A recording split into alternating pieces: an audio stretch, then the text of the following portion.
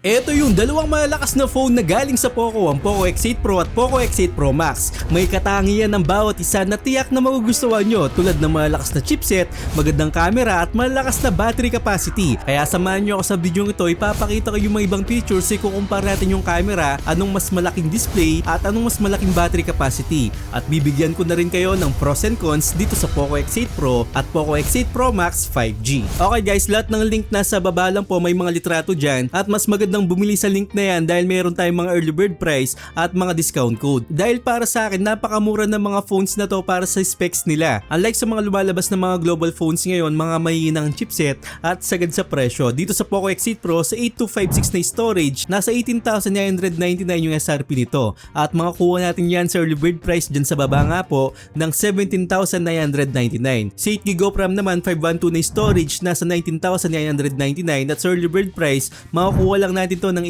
18,999. Sa Poco X8 Pro Max naman, yung 12256 natin nasa 25,999 at kapag sa early bird price makakatipid tayo dahil yung discount natin dito is nasa 3,000. So makakuha lang natin to sa 22,999. Sa 1252 na storage naman, 27,999 at makakuha natin sa early bird price ng 24,999. So lahat po ng discount code, yung mga early bird price natin, nasa baba lang po, i-check nyo ng maaga yan para makuha yung discount natin. At meron pa tayong Iron Man Edition sa Poco X8 Pro 5G, nasa 22,999 naman to at ang makukuha nating storage dyan is 12GB of RAM, 512 na storage. So i-review ko rin sa inyo to at para sa akin napakaangas ng design niya at kakaiba talaga kapag meron tayong ganitong collaborations. At abangan nyo dahil malapit ko ng review sa inyo to. So yung mga napapanood yung review sa Poco X8 Pro series, hindi pa updated yung mga software niyan dahil ngayong araw pa lang talaga lalabas yung tunay na update nito. So malalaman yung updated yung ilalabas kong review kapag meron kayong makikitang updated software sa thumbnail at dito sa title natin. So like, comment, tsaka subscribe lang para updated kayo sa mga reviewong parating. At baka sakali magbago pa yung ibang features nito at gumanda pa lalo yung performance ng mga phone na to. Pero bibigyan ko kayo ng idea kung anong makukuha nating performance sa mga phone na to at kung ano yung mga cons na nakita ko na kailangan pang ma-optimize sa darating na updates. Well, sa design ng dalawang phone na to, halos magkapareho yung tsura nila, pwera lang sa size. Mas maliit kasi yung Poco X8 Pro na mas mapapadali kang mag-scroll pan-text dahil yung size ng screen nito nasa 6.59 inches, which is dati ayaw ko talaga yung mga maliit na screen na ganito, pero sa katagalan bigla na lang ako nasanay at mas convenient siyang hawakan sa pang-araw-araw. While naman sa Poco X8 Pro Max, kaya siya Max, mas malaki siya dito sa Poco X8 Pro dahil yung size ng screen nito nasa 6.83 inches na mas mag-enjoy ka talaga ng manood ng movies at maglaro ng mga games dito dahil ang laki talaga ng screen, pero pareho naman silang naka-AMOLED display with 120Hz na refresh rate. Pero ang pinakabago sa mga X series, meron tayong RGB light sa dalawang phone na to na pwede nating palitan yung iba't ibang kulay sa notifications at kapag nag-music tayo pwede rin nating magamit. Lalong-lalo na kapag nag-charge tayo, may indicator kapag low bat ka tsaka full charge siya. So kapag low bat nasa red tayo, kapag full naman nasa green siya, which is ito yung pinapangarap ko dati-rati pa sa mga Poco phones at masaya ako na binigyan na tayo ng ganitong features. At isa pang bago sa mga series na to, naka-aluminum na yung frame nito na dati sa X series plastic lang talaga. So premium hawakan tong dalawang phone na to at malalaman mong naka-aluminum yung isang phone kapag meron tayong antenna bands at mas malamig siya kapag ginawakan mo. So napakagandang upgrade to sa nakaraan na X series. Pero nasa inyo naman yan kung ano nagugustuhan nyo, kung malit na screen o malaking screen, at kung gusto nyo malit na screen sa Poco X8 Pro tayo at kung malaki naman dun tayo sa Poco X8 Pro Max. So pareho naman silang magandang panood ng mga movies, pero syempre iba talaga kapag manood tayo sa malaking screen at feel na feel mo talaga yung pinapanood mo. Pero ang napansin ko dito, wala tayong AI image enhancement sa mga series na to at sana makuha din to sa updates dahil yung MEMC features natin dito tsaka super resolution nawawala talaga. Well, makikita naman natin yan sa video toolbox, yun nga lang ang mga gamit mo lang dito yung upscale na features na parang super resolution siya. Pero pagdating sa MEMC features, nagpapa-smooth ng video natin sa 30fps to 60fps, wala silang ganon kahit i-activate natin dito yung picture to picture na features. What? Bro, what are you talking about, man? Hindi siya gagalaw talaga ng 60fps, sinubukan ko talaga. Eto dapat yung MEMC pictures natin na hindi talaga siya gumagana. So may mga bugs pa talaga sa mga video toolbox natin. Paano ko alam? Basta't alam ko lang. Dahil makalkal talaga ako sa mga bawat phones na i-review ko. So waiting pa rin ako na maayos to at magkaroon tayo ng AI image enhancement. Meron din tayong IP rating na sobrang dami sa dalawang phone na to. Meron tayong IP66, IP68, IP69 at IP69K dust and water resistant. Pero hindi ibig sabihin na ilublob mo sa tubig to.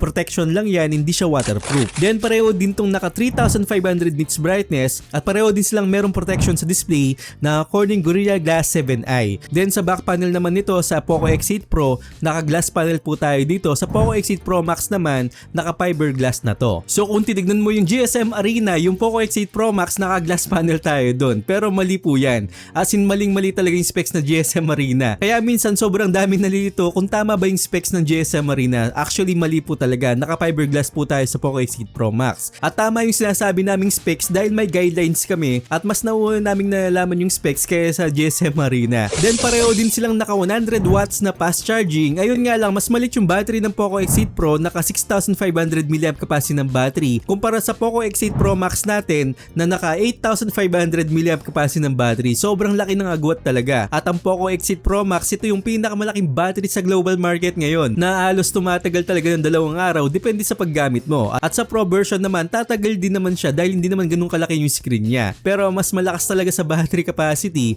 ang Pro Max version. At sa Poco X8 Pro Max, meron tayong eSIM support na wala naman dito sa Poco X8 Pro 5G. So dito nakakapanginayang talaga ang Pro version na walang eSIM support. So nasa Pro Max version lang po talaga. Then sa dalawang phone na to, wala pa rin tayong bypass charging na sana magkaroon tayo next year. Pagdating naman sa camera, dito magkakaalaman talaga kung anong pinagkaiba nila, kung anong maganda. So pareho silang naka 50 megapixel na main camera, 8 megapixel na ultra wide at 20 megapixel front facing camera. Pero magkaiba yung ginamit na sensor dito. Sa Poco X8 Pro, naka Sony IMX882 na sensor na ginamit din dati sa Poco X7 Pro 5G. At dito naman sa Poco X8 Pro Max, meron tayong Light Fusion 600. Kung titignan mo talaga yung dalawang phone na to, parang halos magkapareho lang sila. Pero kung titignan mo talaga silang mabuti, mas mataas yung highlights ng Pro version. Medyo nagkukulang naman ako ng highlights dito sa Pro Max. Si Poco X8 Pro, nasa warmer side siya at bluish tone naman si Poco X8 Pro Max. Lagi yung tandaan yan ha. Pero minsan may time na pareho sila ng kulay at minsan hindi naman. Hindi sila consistent sa kulay na pinoproduce nila. May mga sharpness tayo makukuha dito na ipopost mo lang sa social media. May time na makikita mo agad yung pinagkaiba dito. Medyo madilim si Poco X8 Pro Max at maliwanag naman si Pro version. At mas mataas naman yung contrast ni Pro Max dito at mas detalye siya sa Pro version. So yan yung napansin ko dito na mas sharp talaga si Poco X8 Pro Max sa ibang bagay. Pero sa indoor shot naman, mas nagugustuhan ko yung kulay ni Pro version na mas sharp siya sa part na to. At mas nagugustuhan ko talaga yung kulay na warm tones compared dun sa bluish tone ni Poco X8 Pro Max. So para sa akin, walang masyadong panalo dito. May time na okay si Pro, may time naman na okay si Pro Max. Sa night shot naman, mas nagugustuhan ko si Poco X8 Pro Max dahil mas maganda yung image pressing na pinoproduce niya at mas sharp siya. Hindi sabog yung ilaw na makikita mo na medyo sabog sa Poco X8 Pro. So sana hindi kayo malito ha. May time kasi na okay si Pro Max at may time naman na okay si Pro versions. Sa front camera naman, okay naman yung contrast ni Pro Max dito at medyo patay naman sa Pro version. So same naman sila ng algorithm pagdating sa front facing camera. Ganyan talaga yung timpla ng Poco pagdating sa mga front na ganito. So sa front video naman, halos magkapareho lang sila na naka 1080p at 60fps. Magkaiba ng konti yung kulay pero pareho lang yung detalye na makukuha natin. At sa main video naman, mas madilim si Poco X8 Pro Max na medyo mas maliwanag si Pro version dito. Pero pareho naman silang may sharpness,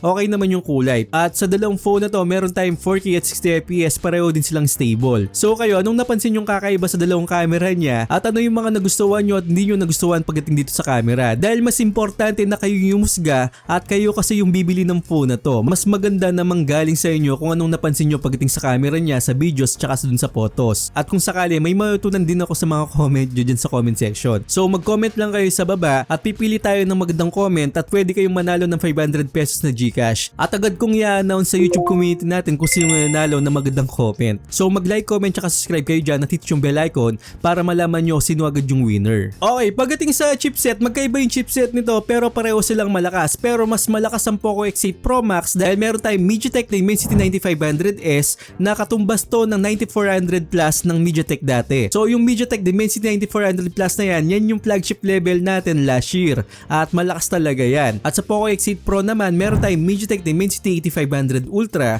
na umaabot yung Antutu score nito ng 2 million ang Antutu score. At sa Pro Max naman, umaabot yung Antutu score nito ng 2.5 million ang Antutu score. So may idea na kayo sa Antutu score natin pero sa gaming halos magkapareho lang sila. At kailangan pang ma-optimize talaga sa ibang laro, lalong-lalo na sa Pro version dahil may kainitan talaga nung sinubukan ko. Pero sa Pro Max, hindi siya masyadong mainit dahil mas malawak nga yung phone at mas malaki at mas may lalabas nyo yung init compared dun sa Pro version natin. Pero sa mga hindi naman nga graphics kayang-kaya sa dalawang phone na to, makakuha tayo ng 120 FPS FPS pagdating sa Mobile Legends, Wild Rift, Honor of Kings at kung ano pa yung mga hindi heavy graphics na games. Pero sa Genshin Impact medyo hirap pa sila sa dalawang phone na to at mas okay maglaro sa Poco X8 Pro Max dahil mas malawak nga po yung vapor chamber niya at mas mapapalamig niyang maayos compared dito sa Pro version natin na medyo maliit nga po yung phone. At kailangan pang ma-optimize tong dalawang phone na to at kailangan pa natin talaga ng updates para mas gumanda pa yung performance kasi bago pa lang yung chipset niya. Bigyan pa natin pagkakataon talaga to, lagi kong sinasabi sa inyo yan. At nalaman ko naman yan mula dun sa Poco F3, F4 at kahit dun sa Poco F6 mga ganun. Talagang kapag bago yung chipset umiinit pa at kapag naayos naman gumaganda yung performance ito sa katagalan. So maghintay pa tayo. Pero meron akong malalim na review dyan sa mga performance na sinasabi ko. Maglalabas pa ako kasi ng full review bukas sa Poco X8 Pro